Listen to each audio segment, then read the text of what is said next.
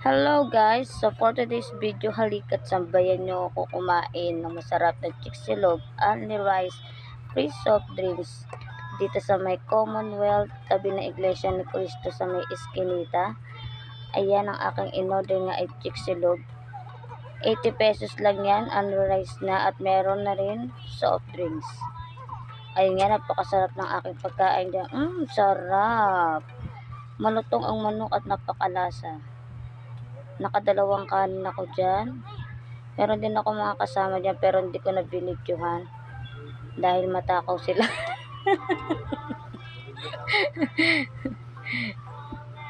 So ayun guys, inabutan nga ako ni ate dyan ng sabaw. Salamat kay ate. Shout out sa iyo ate. Ayan, nahulog lang ang aking cellphone. Kaka-video mo yan girl. So ayan nga, to be continued. Uminom na tayo ng sabaw.